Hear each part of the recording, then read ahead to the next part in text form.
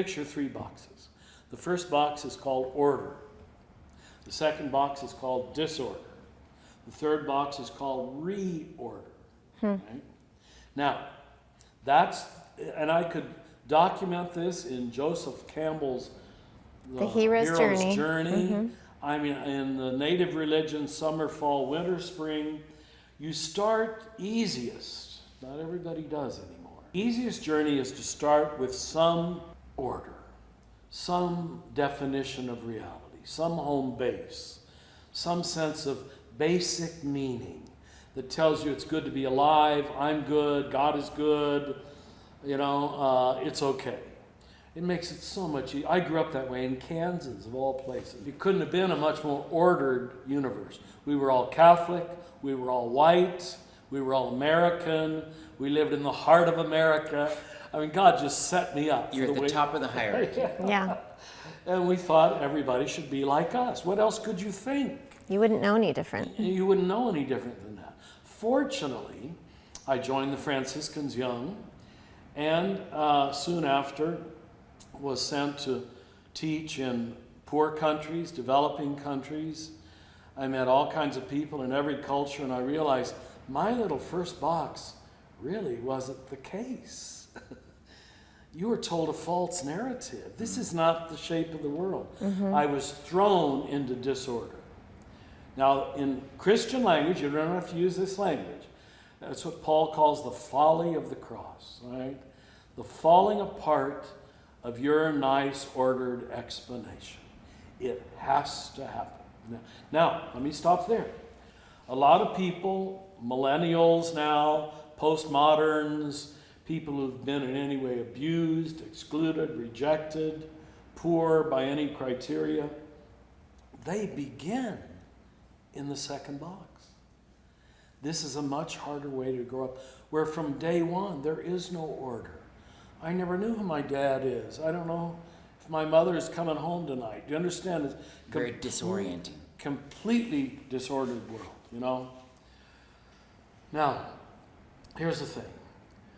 All religions are talking about getting us to the third box, reorder. But there's no nonstop flight from the first box to the third box. That's what conservatives think there is. That they can just keep staying in the first box.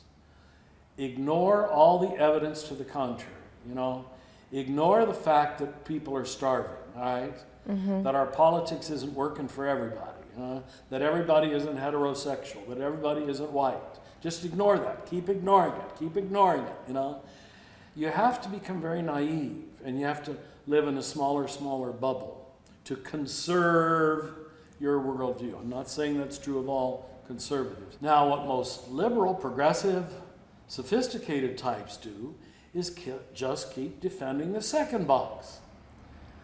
My definition of order is there is no order, and don't you dare try to put any on me. It's cynicism that I'm invested in. Do you understand? Cynicism as a way of life. Skepticism as a way of life. Laughing at Christianity, laughing at any religion, laughing at anybody who still has their mythological, tribal dances or something. Oh, these are superstition.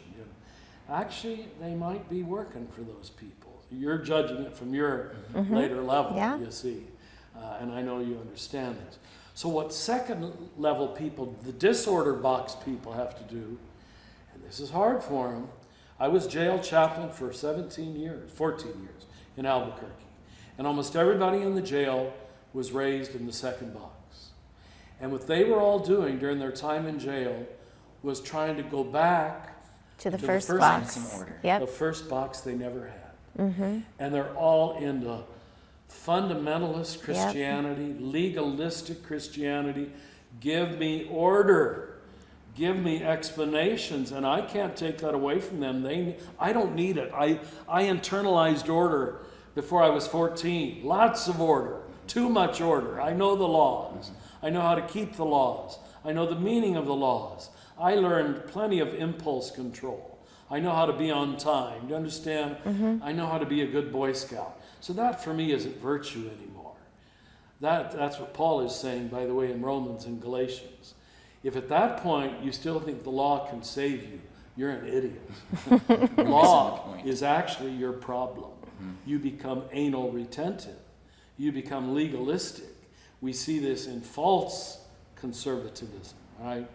People who are not in love with God, but in love with their laws and their rituals and their exclusions, whatever they might be. If you've lived your whole life in the economy of merit, and let's just call it an economy, it is, right? It's a quid pro quo. I'm not comfortable unless I get payback, positive and or negative. You'd actually prefer a world of punishment. You'd feel good, beat me, because I need to undo my sin somehow. Do you understand? To be transferred to the economy of grace is uniquely the work of God. I think to be transferred to the kingdom of grace, normally you have to have found some issue in your life that you cannot resolve by your own dualistic thinking.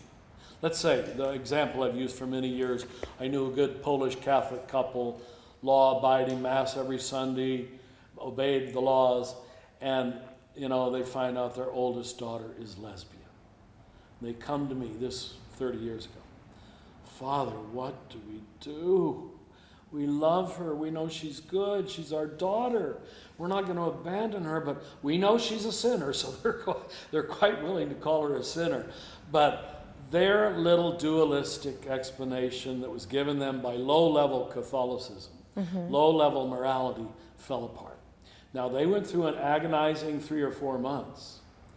But if you go back there today, they're one of the most loving, inclusive, compassionate, wise Polish Catholics on the scene. Do you understand? And you have to have a crisis. That's the folly of the cross. And that crisis, that experience that they had, they were in their first box. That was their initiation that was their into the second box. box. That was the disorder. Right. Wait a second, this doesn't fit in our system. We love our daughter, but now she's not in our ordered box anymore, so now we're in disorder. Could we have understood our first box incorrectly? Now see, if you're not a humble person and an honest person, you won't go there. You will hold on to your explanation, all evidence to the contrary, even if it means rejecting our daughter, you understand, and becoming a hard-hearted person. And that's all too prevalent. This is what Jesus calls Pharisaism.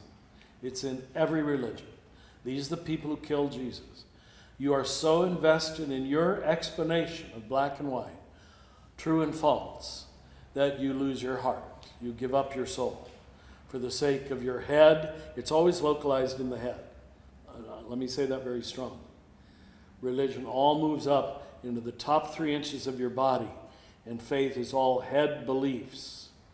And you will insist that God impose your order on the universe, and condemn lesbians to hell, because that makes you feel comfortable, I guess. I don't know why. It was in your box. It allows you to remain in your box. They can't see the narcissism in that, the intense narcissism, and the closing off, not just from the heart, but basically from the body.